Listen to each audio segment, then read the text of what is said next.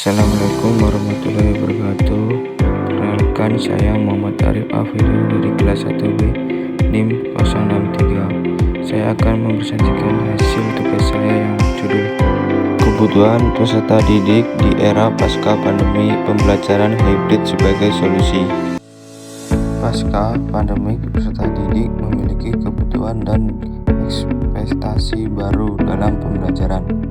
Pembelajaran hybrid dianggap sebagai solusi strategis karena mampu menyesuaikan dengan perkembangan teknologi, kondisi psikologis, serta keberagaman kemampuan belajar siswa.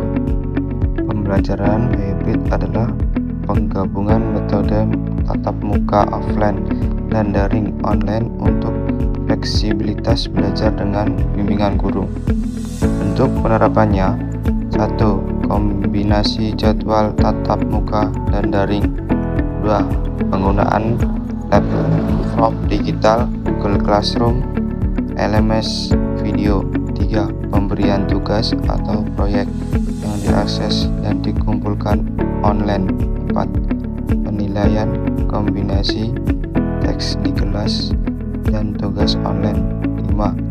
Interaksi tatap muka untuk diskusi mendalam, sementara daring untuk penguatan materi. Manfaat pembelajaran hybrid: 1. Fleksibel waktu dan tempat. Personalisasi pembelajaran. 3. Tingkatkan literasi digital. 4. Kemandirian belajar. 5. Interaksi sosial tetap ada. 6. Akses sumber belajar luas.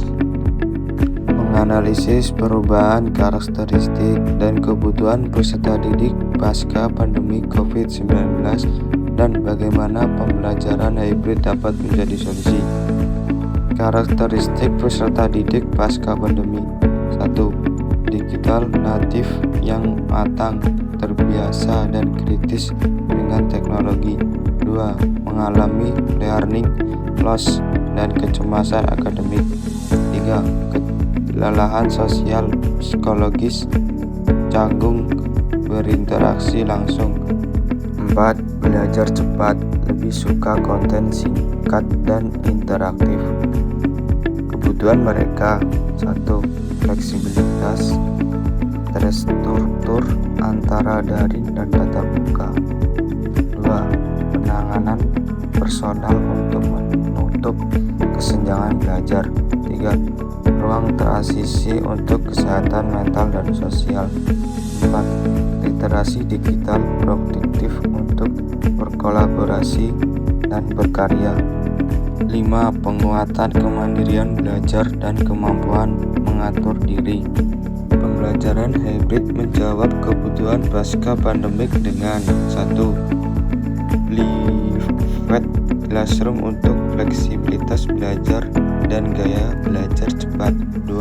Asesmen diagnostik daring untuk penanganan learning plus yang personal. 3. Dosis interaksi sosial terstruktur untuk transisi sosio-emosional. 4. Interaksi teknologi produktif untuk literasi digital tingkat tinggi. 5. Komponen daring yang melatih kemandirian dan manajemen waktu.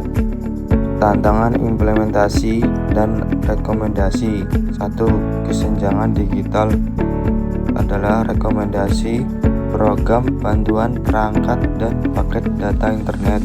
2. Kapasitas guru adalah rekomendasi pelatihan berkelanjutan untuk desain, manajemen, dan penilaian hybrid. 3. Budaya dan mindset adalah rekomendasi membangun pemahaman bersama bahwa hybrid adalah evolusi pendidikan, bukan sekedar gabungan daring luring.